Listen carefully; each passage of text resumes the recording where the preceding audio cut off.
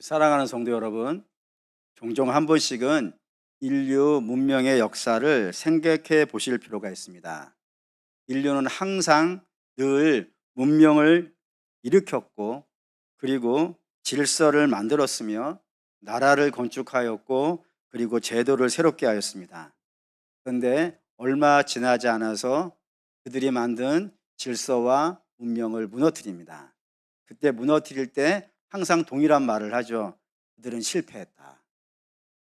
그리고 우리가 새롭게 한다 하면서 또 문명을 일으키고 질서를 만들고 나라를 건축하고 또 제도를 고칩니다. 그러고 나서 또 얼마 지나지면요, 그걸 또 무너뜨립니다. 그때 또 그들은 뭐라 그러겠어요? 실패했다 라고 얘기하는 거예요. 그렇게 보면 인류 역사는 늘 실패의 역사입니다. 실패를 끊임없이 반복할 뿐입니다. 전진하지 못하는 것입니다. 왜 그럴까요? 역사학자들은 여러 이야기를 하겠지만 우리는 그 모든 것들이 사람에게는 근본적인 문제가 있기 때문이라고 이해를 합니다. 그리고 성경은 그 근본적인 문제를 무엇이라고 하냐면 죄라고 이야기를 합니다. 죄는 다시 말씀드립니다. 범법행위 자체가 아닙니다. 성경이 말하는 죄는 하나님과 단절되어져 있는 상태를 말합니다. 하나님과 단절되어져 있으니까 하나님의 지배를 받지 못합니다. 하나님의 지배를 받는 대신에 무엇이 그를 지배하냐면 사망이 왕노릇합니다. 그리고 사망이 왕노릇하는 상태를 성경은 이렇게 설명합니다. 히브리서 2장 15절입니다. 있죠. 또 죽기를 무서워함으로 한평생 매여 종노릇하는 모든 자들을 놓아주려 하심이라 했습니다. 여기 죽기를 무서워하여 한평생 매여 종노릇하는 그런 사람을 성경은 죄의 상태에 놓여 있는 사람, 사망이 왕노릇하고 있는 사람이라고 이야기를 한다 이겁니다. 왜냐하면 사망이 왕노릇하고 있으니까 그 사람의 인생에는 어디가 전부겠어요? 사망이 왕노릇하니까 사망이 끝 아니겠어요? 그러니 그 사람에게는 무엇이 인생의 전부냐면 이 땅이 이 세상의 전부입니다. 이 땅이 이 세상의 전부이기 때문에 영혼을 바라보겠습니까? 안 바라보겠습니까? 당연히 영혼 바라보지 않습니다. 오로지 그에게 있는 것은요, 이 땅이 전부니까 육체의 것만 바랍니다.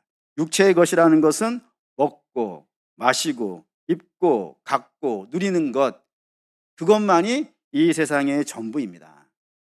당연히 그러니까 거룩은 추구할 수가요 없죠. 오히려 거룩을 추구하는 것보다는 뭐가 더 지혜로운 거예요? 육체적인 것 더 추구하는 게 이 땅이 전부니까 더 먹고 어떻게 하면 더 먹을까? 어떻게 하면 더 가질까? 어떻게 하면 남의 거를 빼앗아서라도 가질까? 어떻게 하면 남을 속여서라도 더 높이 올라갈까? 이것밖에 남는 것 아니겠어요. 그리고 그렇게 사는 것을 지혜롭다고 한다니까요. 거룩이 지혜로운 게 아니라 이 땅에서 얼마나 더 갖느냐, 그거에 따라서 지혜가 결정이 되어져요. 비참하죠. 물론 간혹 가다가는 남들보다는 훨씬 더 좀 나은 인생을 살아가는 사람들이 있을 수도 있습니다. 그런데 저들은 남들보다 좀 나은 인생을 사는 것도 사실 문제가 되어집니다. 왜냐? 그 남들보다 예수 없이 남들보다 조금 더 나은 인생은 남들보다 조금 나은 것이 뭐냐면 자기의 의가 되고요, 자기의 자랑이 돼요. 자기의 의가 되고 자기의 자랑이 되면은 내가 하고 있는 모든 일들이, 여러분, 남들이 알아주지 않으면요 섭섭하지. 내가 이렇게 열심히 하는데, 내가 이렇게 남을 섬기는데 왜 남을 알아주지 않아? 왜 나를 알아주지 않아? 라고 섭섭해지고, 또 남들이 알아주면요 자랑하게 되죠. 전부 자기 거니까. 나를 알아주지 않으면 섭섭하고 알아주면 교만해지고, 그런 삶 속에서 거룩이라는 것이 이루어질 수 있겠습니까? 그러니 이쪽 편에 서더라도 또는 저쪽 편에 서더라도 거룩을 이루지 못하고 육체적으로 살아도, 혹시 남들이 갖지 못한 선을 행한다 하더라도 그 모든 것들이 하나님이 말씀하신 온전한 거룩에 이루지 못하게 되는 것이 이 모습이니 자꾸 넘어지고 자꾸 실패하고 자꾸 망한단 말입니다. 그런데 이 모든 것들을 한 번에 뒤집는 사건이 있으니 그게 뭐라고요? 부활이라 이겁니다. 부활은 모든 걸 뒤집습니다. 어떻게 뒤집느냐? 거룩이 손해가 아니라 그럽니다. 왜? 부활은 우리에게 뭐를 알려주니까요? 죽는 것이 끝이 아니라는 거예요. 비록 우리가 이 땅에서 거룩하게 살다가 손해볼 수 있습니다. 남들과 동일한 걸 가지고 경쟁하지 않고 거룩을 따라 살기 때문에 좁은 길을 걸어야 될 것이고, 남들은 넓은 길을 가는데 우리는 좁은 길을 가다가 걸려 넘어지기도 하고 뭐 그럴 수 있겠죠. 다치기도 하고. 그런데 그것을 손해라고 하지 않아요. 왜냐하면은 우리에게는 뭐가 있으니까요. 하늘상이 있으니까. 이 땅이 전부인 사람이 하늘상을 꿈꾸겠습니까? 부활의 영광에 있는 사람은 하늘의 상을 소망하면서 오늘도 믿음의 길을 걸어갈 수 있게 되어주고, 겸손할 수 있게 되어주고, 자기를 자랑하지 않게 되어주더라 이겁니다. 그렇기 때문에 부활은 기독교 신앙의 핵심일 뿐만 아니라 거룩한 삶과 영적인 삶을 살아가는 데 있어서도요, 근본이 되어지는 것이 부활입니다. 그렇기 때문에 기독교는 부활을 빼놓고는 아무것도 이야기할 수 없습니다. 당연히 여러분들도 두 가지를 붙잡으셔야 됩니다. 하나는 십자가의 죄사함을 든든히 붙잡으셔야 되고, 십자가의 사랑을 든든히 붙잡으셨으면 부활의 소망도 든든히 붙잡으실 수 있는 저 여러분 되시기를 주의 이름으로 축원합니다. 그럼 여러분 이제 물으셔야 되는 겁니다. 우리가 부활의 소망을 든든히 붙잡아야 되는데 좀 그래도 객관적으로 부활을 증명할 수 있는 것들이 있겠는가? 이왕이면은 좀 객관적으로 우리가 좀 이해할 수 있는 부분들이 있으면 좀 더 신앙생활 하는데 좋지 않겠는가라는 질문이 되어줄 수 있고, 그 질문에 대해 성경은 우리에게 세 가지 정도를 들어서 부활의 객관성을 설명하려고 한다 이겁니다. 그 첫 번째가 무엇이냐면은 무덤이 비어 있다는 겁니다. 예수님이 죽었습니다. 그러자 바리새인과 당국자들이 빌라도를 찾아갑니다. 찾아가서 예수의 시신이 사라지게 되어진다면, 혹 제자들이 예수님의 시신을 훔쳐가서 부활했다고 이야기한다면, 평소에 예수라는 자가 자기가 죽고 나면은 3일 만에 부활한다고 했으니, 다시 살아난다고 했으니 사람이 그럴 수가 있겠느냐? 유일한 방법이 있다면 제자들이 훔쳐가가지고 부활했다고 이야기를 해버린다 그러면 예수가 살아있을 때보다 더 사회가 혼란스러워지지 않겠냐? 그건 총독으로서 있을 수 없는 일 아니냐라고 가서 이야기를 한 거예요. 근데 여러분, 이 말이 되게 재밌어요. 왜 재밌냐면은 예수님의 제자는 예수님의 부활의 말씀을 듣고 예수님이 십자가에 달려 죽은 다음에 다 어떻게 해요? 도망가요. 부활을 생각하지 않아요. 그런데 누구만 부활을 걱정하고 있는 거예요. 이 불신자들은, 예수님을 죽인 자들은 혹시 부활이 일어나면 어떻게 하는가? 어떻게 시신이 없어지면 어떻게 되는가? 이런 염려를 하고 있다니까요. 근데 이게 제게 항상 마음의 걸림이 되어져요. 우리는 혹시 어느 쪽에 서 있는가? 이 땅을 살면서 부활을 생각은 하고 살아가는가? 아니면 제자들처럼 지금 인생의 문제가 너무 급하니까 부활은 다 넘겨놓고 꼭꼭 숨어가지고 어떻게 할까 염려만 하고 있는가? 아니면 부활을 걱정을 하고 있는가? 주님 다시 오시는 걸 걱정을 하고 있는가? 이런 생각이 좀 간혹 든단 말이에요. 어쨌든 사랑하는 여러분, 부활을 생각해 주시기 바라겠습니다. 어쨌든 빌라도가 이제 얘기를 해요. 그게 걱정이 되냐? 그러면 너희가 아는 방식을 총동원해서 가서 지키라. 힘써 굳게 지키라, 이렇게 얘기를 해요.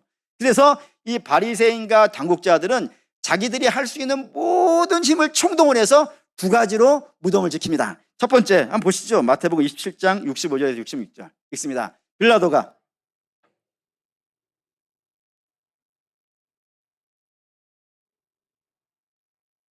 우리를 임봉하고 무덤을 굳게 지키니라 했습니다. 여기 두 가지가 등장했는데, 첫째는 경비병입니다.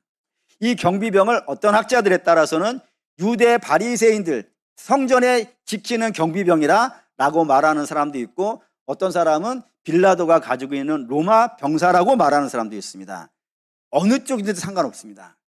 성전 경비대이든 또는 로마의 총독부 경비대이든 이 두 개의 경비대는 다 공통점이 하나가 있어요. 그게 뭐냐면 정규군입니다. 정규군이라는 건 뭐예요? 예비군은 뭐예요? 우리는 다 면제 출신이라 예비군을 모르시는가? 예비군은 평소에는 뭐하고? 자기 일하고 위급한 상황이 되면 그때 총 들고 나오니까 쏘면 맞겠어요, 안 맞겠어요? 맞을 수도 있겠지만 안 맞을 확률이 높지. 정규군은요, 매일 연습하는 사람 아니에요. 그게 정규군은 아니겠어요. 정규군을 들어서 이 무덤을 지키게 했다고요. 주의 제자들은 그냥 평범한 사람들, 그리고 무덤을 지키는 사람들은 경비병. 이게 싸움이 되겠습니까? 싸움이 안 되는 거예요. 경비병을 동원해서 무덤을 지키게 했고, 두 번째는 그 무덤 앞에 돌로 막아놨다 했습니다. 이 돌 한번 사이즈 볼까요? 마가복음 16장 4절 읽습니다.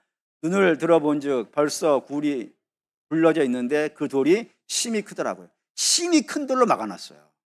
심히 큰 돌로 막아놨으니까 제자들이 이 경비병들 몰래 와가지고 돌 무덤을 가리고 있는 돌을 싹 치우고 옮긴다는 것은요, 불가능하지. 완전히 불가능한 상태를 만들어 놓은 겁니다. 절대로 제자들이 훔쳐갈 수 없도록 장치를 해놨다고요. 그런데 주님께서 어떻게 되신 거예요? 부활하셨다는 겁니다. 마태복음 28장 13절 한번 읽겠습니다.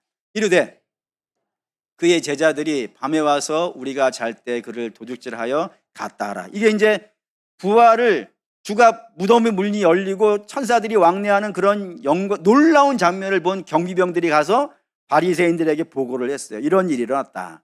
그러자 바리새인들이 이야기를 해준 거예요. 뭐라고 얘기했냐면 제자들이 와서 도둑질하여 갔다라고, 그렇게 얘기를 하라고 얘기했다는 거예요. 여러분, 이걸 있는 그대로 저들이 한 말을 그대로 받는다 하더라도 무덤 안에는 최소한 뭐는 없는 거예요? 시신은 없는 거예요. 시신이 있다면은 무덤 문 열고 여기 있지 않냐, 여기 있는데 무슨 살아났다고 이야기를 하는가 라고 타박할 수 있잖아요. 그런데 무덤 안에는 시신이 없다니까요. 경비병이 지키고 있었고 돌이 임범하고 있었음에도 불구하고 무덤 안에는 시신이 있지 않더라 이겁니다. 그럼 놀라운 거죠. 그럼 누굴 수 있어요? 정말 제자들이 훔쳐간 것일까? 여러분, 제자들이 예수님의 시신을 훔쳐갈 수 있다면은 사실 무슨 염려가 있겠어요?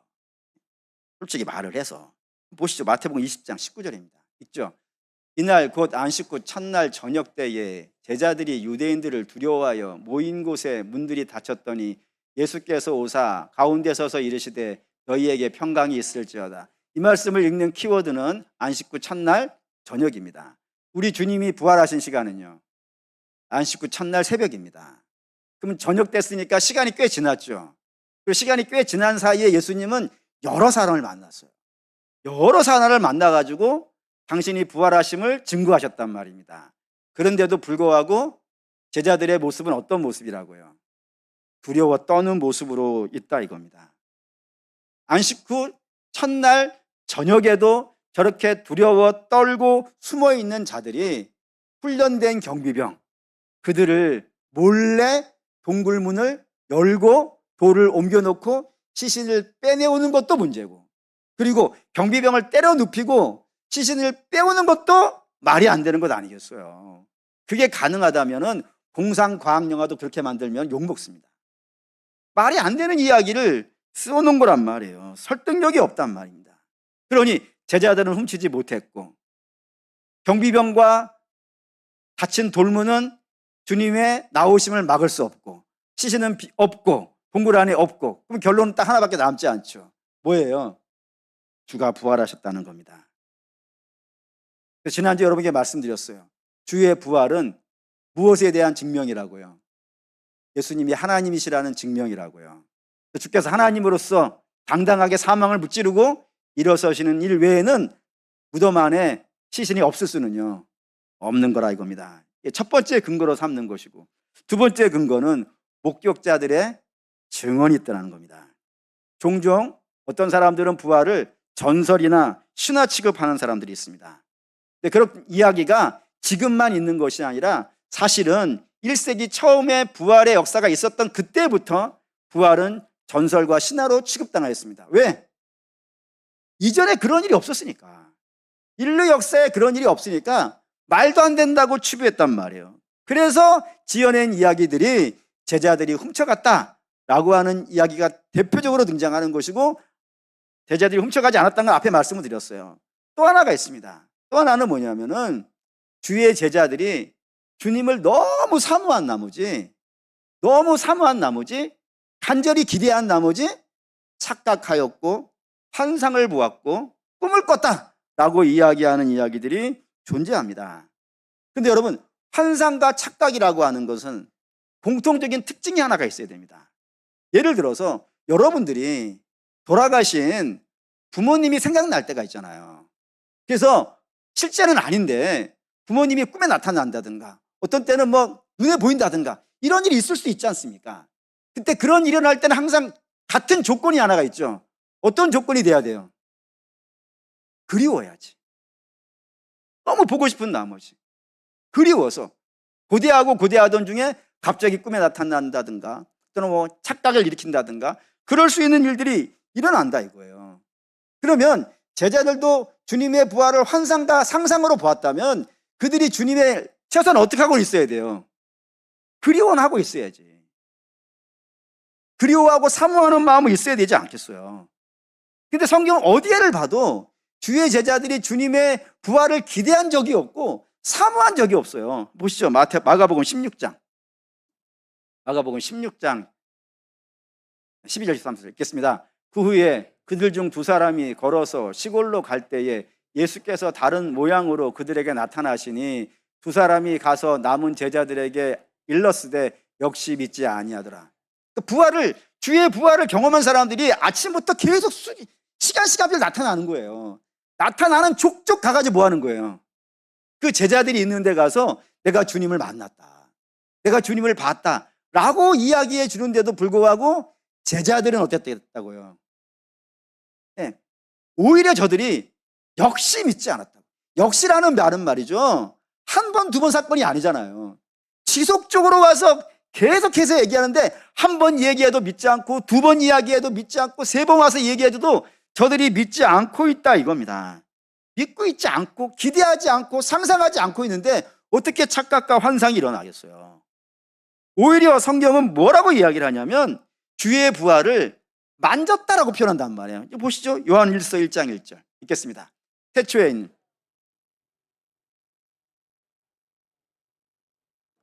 자, 우리 손으로 만진 바라고요.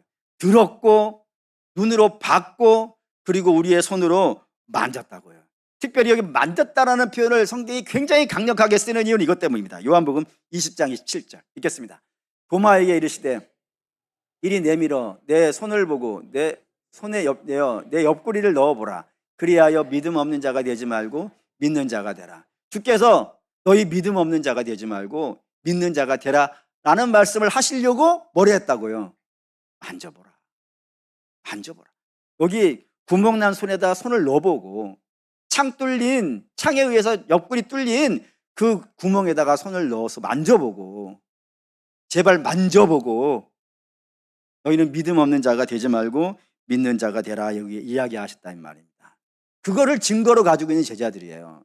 좀 더 가보면 고린도전서 15장은 부활장이라고 불리는 장입니다. 거기에 부활을 내가 봤다, 손으로 만졌다라고 하는 사람들의 실명들이 등장을 해요. 그 실명들 중에 우리가 주목해야 되는 것 중에 하나가 15장 6절에 이런 표현이 있습니다. 있죠. 그 후에 500여 형제에게 일시에 보이셨나니 그 중에 지금까지 대다수는 살아있고 어떤 사람은 잠들었으며 했습니다. 500여 형제가 일시에 동시에 보았다고요. 동시에 보았는데 그 동시에 본 사람들 대부분이 지금 어떻다고요? 살아있다고.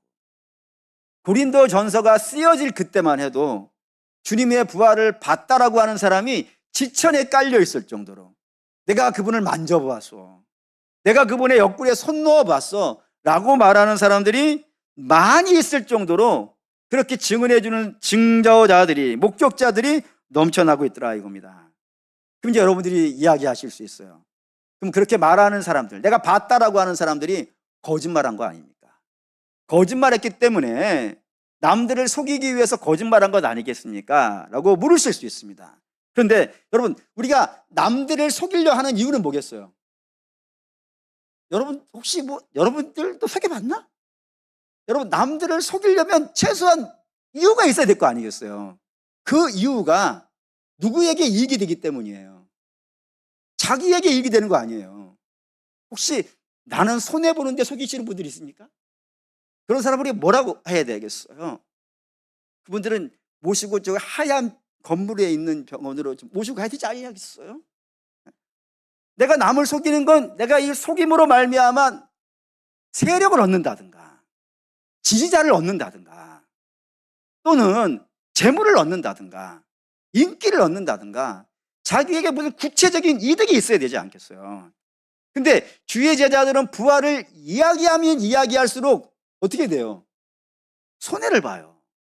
어떤 손해를 보냐면은 핍박을 당해요. 박해를 만나고 쫓겨나고 감옥에 들어가요. 심지어는 앞에 잠깐 여러분께 말씀드렸지만 당국자들이 다시는 그 이름을 말하지 말라, 다시는 부활했다 하지 말라 라고 경고도 들어요. 그런 일을 만난다고요. 심지어는 어떤 일도 만나냐면 순교하는 일도 있어요. 그러니까 손해볼 일만 쌓인단 말이에요. 그냥 오히려 아무 말 안 하고 가만히 있으면 뭐 핍박은 안 당할 텐데 부활을 이야기하면 이야기할수록 아니 그럴 수밖에 없지. 당국자들은 예수님을 죽인 자들은 예수님을 뭐라고 죽인 거예요? 죄인이라고 죽였다고요. 근데 부활은 앞에도 지난주에도 말씀드렸지만 부활은 뭘 증명한다고요? 예수님이 하나님 되심을 증명한 거예요. 그러면 당국자들 입장에서는 예수님이 부활하면 자기는 뭐가 된 거예요? 하나님을 핍박하고 하나님을 죽인 뭐 용서받을 수 없는 죄인이 되는 거 아니겠어요? 그러니 저들은 어떻게든지 예수의 부활을 부인해야 된단 말이에요. 부인하기 위해서 자꾸 뭐를 할 수밖에 없어요. 부활을 이야기하는 사람의 입을 침묵시키려고 하지. 침묵시키는 방법들 중에 감옥에도 넣고 핍박도 가하고 뭐 대접도 안 해주고 죽이기도 하고 그렇게 함으로써 말 못하게 하려고 하는데도 불구하고 제자들은 끊임없이 가서 이야기를 한다고요. 왜? 그게 사실이니까. 내가 눈으로 보고 귀로 듣고 손으로 만진 바 된 사실이니까 그 증언들이 넘쳐나니까 그걸 주장하는, 선포하는, 전도하는 역사가 되어지더라 이겁니다. 그리고 부활은 사실이 되어지는 것이고, 세 번째는 이 부활이 단순한 사실 정도로 끝나는 것이 아니라 그 부활이 사람을 바꾸더라는 겁니다. 예를 들어 예수님의 부활 직후에 제자들이 예루살렘 시내에 나가서 복음을 전하였고 많은 사람들이 교회로 돌아오기 시작했습니다. 그러자 당황한 당국자들이 제자들을 붙잡아 놓고 그 이름을 말하지 말라고 합니다. 그때 제자들은 우리는 어떠한 핍박이 있다 하더라도 이 이름을 말하지 않을 수 없다라고 선포를 해요. 그래서 이 실강이가 왔다 갔다 하는 중에 중재자 하나가 등장합니다. 그 중재자가 사도행전 5장에 등장하는데 그 이름이 가말리엘이라고 불리는 사람입니다. 바울의 스승입니다. 그들이 그 가말리엘이 나와가지고 선포하기를 뭐라고 얘기하냐면 이들이 가진 사상이, 부활 사상이 거짓이면은 얼마 가지 못할 거다. 그 증거가 많지 않냐. 누구도 자기가 예수라고 메시아라고 얘기했고 누구도 자기를 메시아라고 해가지고 잠시 세력을 모으긴 했지만 얼마 지나지 않아서요. 그게 거짓 위에 서 있는 사상이니까 얼마 지나지 않아서 무너지더라. 그런데 이게 사실이면 어떡할 거냐. 이게 사실이면은 무너지지도 않을 것이고 무너뜨리려고 하는 너희는 뭐가 된다고요? 하나님께 도전한 자가 되는 거 아니냐.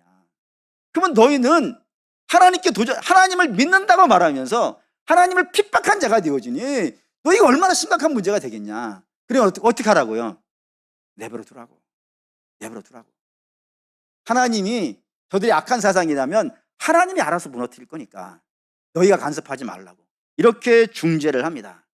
그리고 그 중재로 인하여서 사도들은 풀려나게 되어지고 그 후에 어떻게 되겠어요? 기독교는 급속도로 퍼져나가기 시작합니다.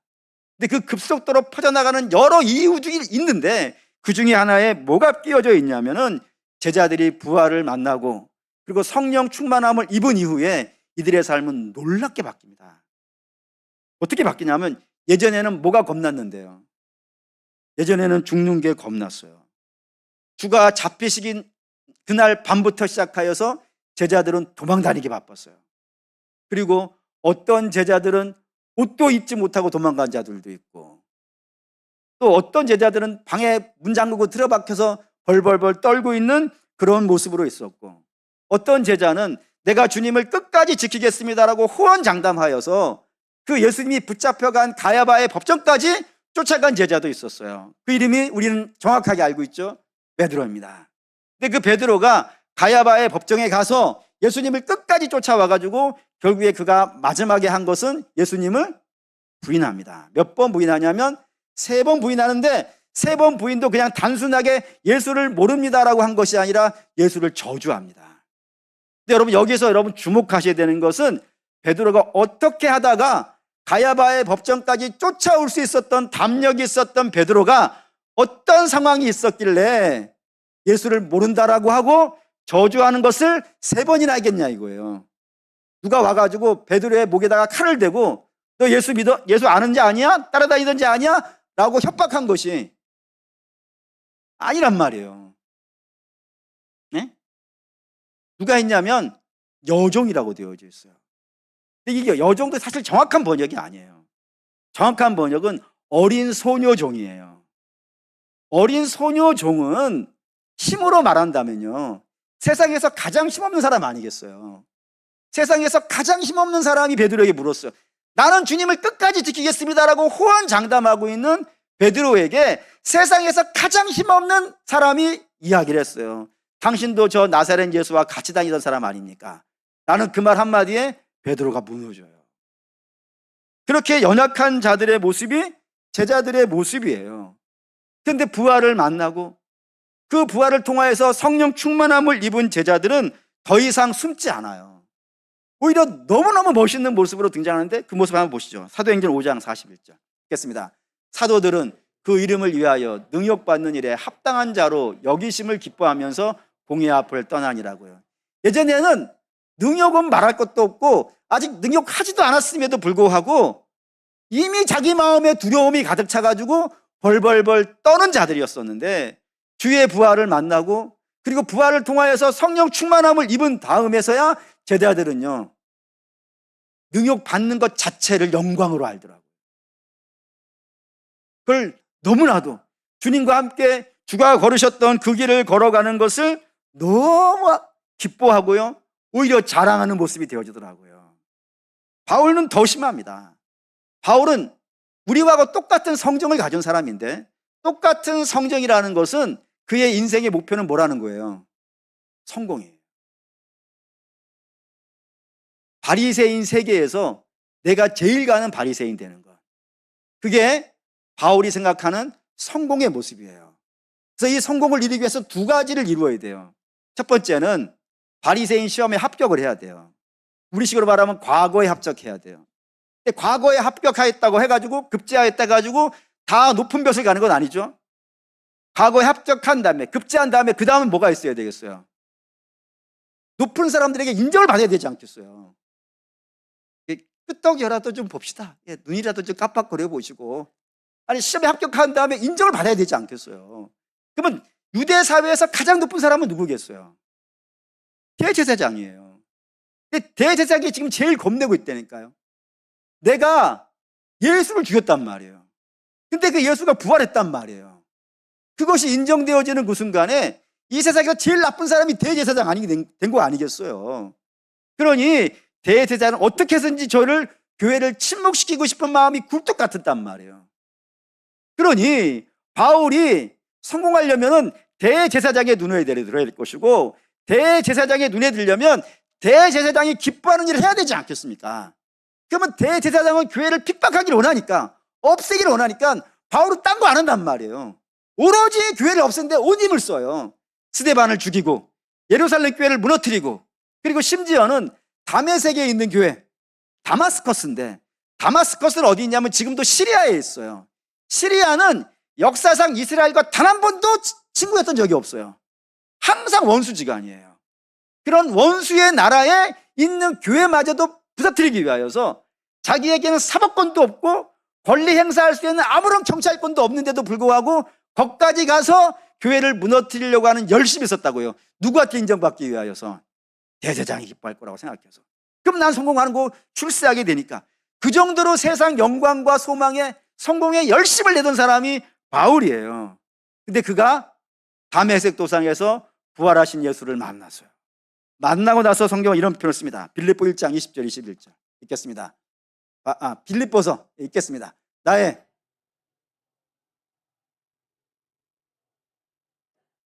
지금도 전과 같이 온전히 담대하여 살든지 죽든지 내 몸에서 그리스도가 존귀하게 되게 하려 하나니 이는 내게 사는 것이 그리스도니 죽는 것도 유익함이라. 나의 간절한 기대와 소망이 뭐라고요? 이젠 더 이상 세상의 성공이 아닌 거예요.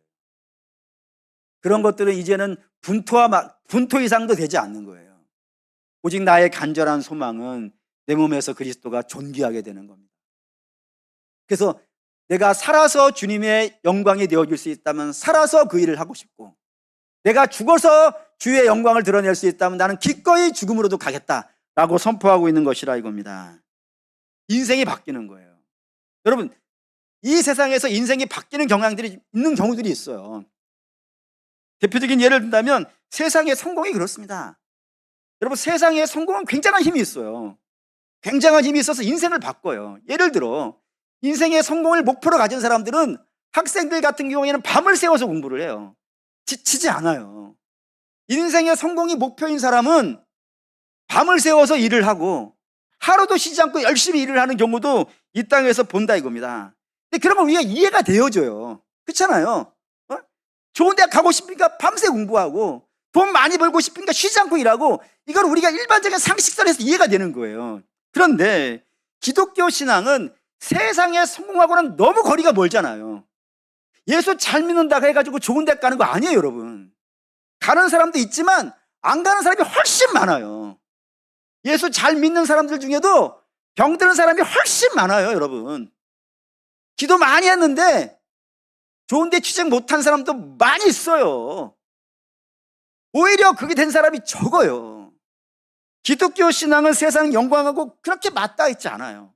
오히려 예수 믿기 때문에 조롱당하고 핍박당하고 어려움 만나는 일들이요, 여러분들이 경험하고 있는 거잖아요. 그렇지 않습니까? 우리가 예수 믿어 성공했다면 혹시 여러분들이 다 각자 개인적으로 그룹 하나씩 갖고 계신가요? 뭐 회사 몇 개씩 갖고 계세요? 뭐 1년 소득이 한 1조 뭐 이렇게 되는가? 아니잖아요. 몇몇은 그런 사람들이 있긴 있어요. 근데 그런 건 하나님께서 어떤 특별한 목적이 있어서 은사로 주시고 그거 사용하시는 것이고, 대부분의 사람들은 마찬가지예요. 그러니 세상의 영광을 소망하고 있다면은 사실 굉장히 기독교 신앙은 어려워요. 그러니 이거 기피하는 것 아니에요.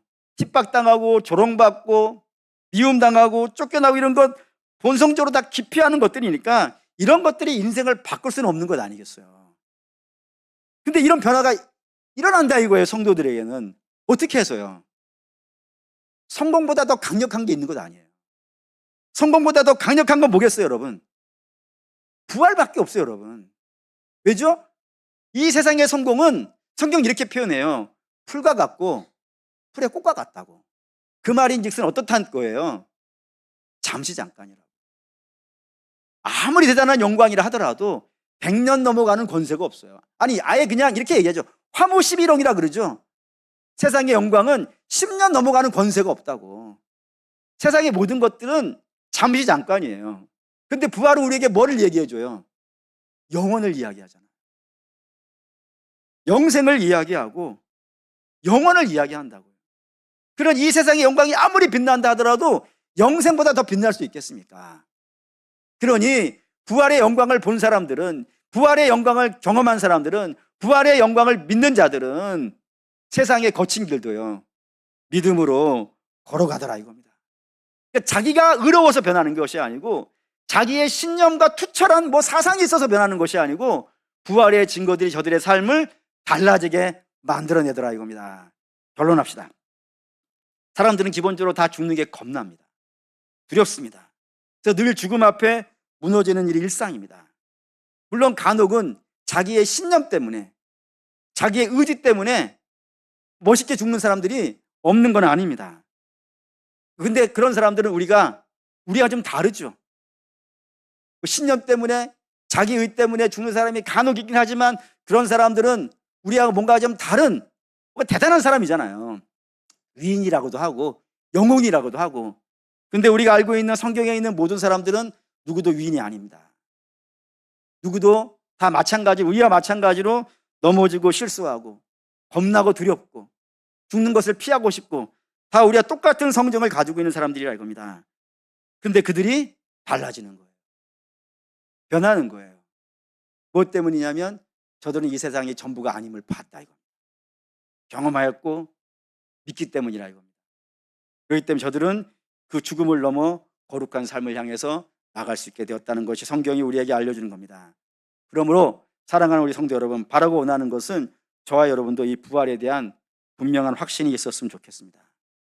물론 우리는 초대교회 성도들처럼 눈으로 보고 귀로 듣고 손으로 만져본 경험이 대부분 없을 겁니다.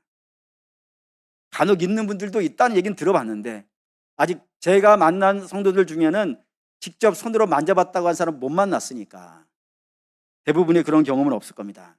근데 여러분 그걸 가지고 낙심하거나 실망할 필요는 없습니다. 왜냐하면 주께서 이런 말씀을 하셨어요. 너는 보고서야 믿느냐? 보지 않고 믿는 자들이 더 크다라고 말씀하셨어요. 저는 이게 제 믿음의 기준이기도 합니다.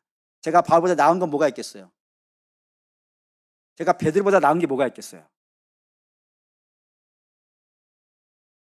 별로 동의가 안 되시는가요? 제가 바울보다 나은 게 뭐가 있겠으며 제가 베드로보다 나은 게 뭐가 있겠어요? 바울과 베드로는 만지고 믿는 자들이고 저는 듣고 믿는 자 아니겠어요? 그러면 제가 하늘에 좀 더 클까? 아무도 아멘을 안 하시니까 없는 걸로 칩시다. 근데 여러분 이건 사실입니다. 주의 말씀이 맞으니까 우리는 보고 믿는 자들이 아니라 보고 전해준 자들에 의해서 그 말씀을 듣고 믿는 자들입니다. 그러니 뭐 영광스럽죠. 바라고 원하는데 제 어리석은 말이 여러분들의 부활에 대해서 얼마나 확신적으로 다가갔는지는 모르겠습니다. 하지만 부활은 분명히 사실이고 그 사실의 증거는 이렇게 등장한다고 성경이 우리에게 알려줍니다. 그러니 저와 여러분들이 이 부활을 분명히 믿으실 수 있는 역사 있기를 바라고 잘 모르시면 성령께 구하십시오. 성령이 아니고서는 부활을 확증할 수 없으니 성령을 구하시고 우리 하나님께서 구하라고 하신 것은 주시기 위해서 구하라고 하신 것 아니겠어요? 우리 성령 충만함 입으셔서 부활에 대한 명확한 증거를 갖고 이 땅을 세상 것이 아닌 하늘의 것을 바라보면서 걸어가시는 여러분 되시기를 주의 이름으로 축원합니다.